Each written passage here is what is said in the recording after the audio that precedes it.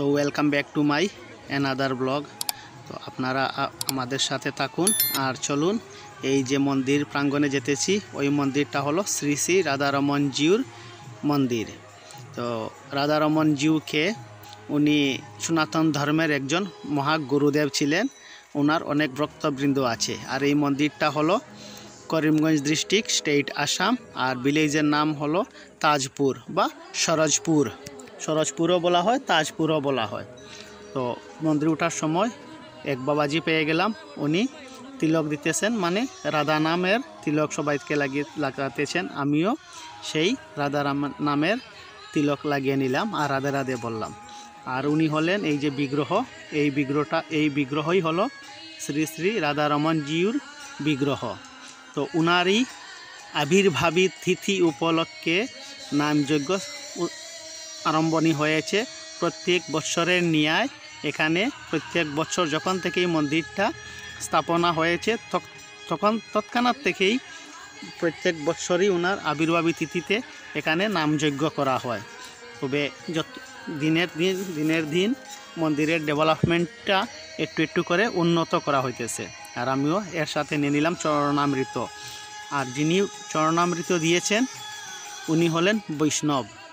তো উনি এবার বলবেন মন্দিরের তো তাকে পুরোহিত, কিন্তু ওইখানে দেখা যায় বৈষ্ণব। হ্যাঁ, উনি বৈষ্ণব আর পুরোহিতের মধ্যে অনেক পার্থক্য আছে। সে নিয়ে অন্য একটা ভিডিওতে আপনাদের সাথে আলোচনা করব, বৈষ্ণব আর পুরোহিতের মধ্যে পার্থক্যটা কী। তো এখানে বৈষ্ণবের হাতের স্বর্ণামৃত নিয়ে একটু কীর্তন উপভোগ করলাম। কীর্তন উপভোগ করে সেই চলে যাব প্রসাদ যেখানে বিতরণ করা হইতেছে, সেখানে প্রসাদ নেওয়ার জন্য।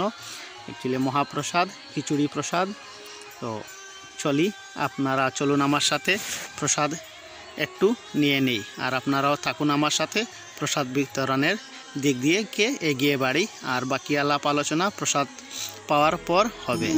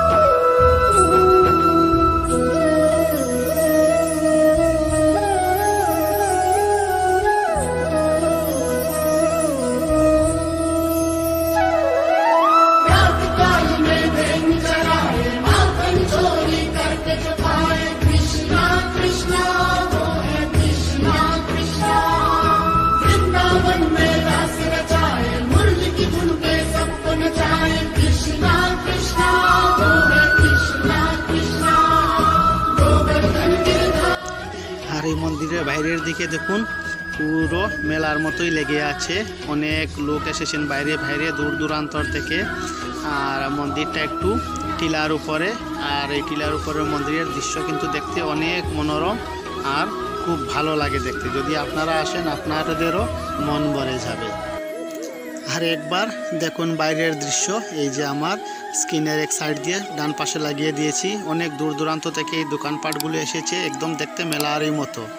আপনারাও আসলে এরকমই মনে হবে। আর আমার সাথে এতক্ষণ থাকার জন্য ধন্যবাদ।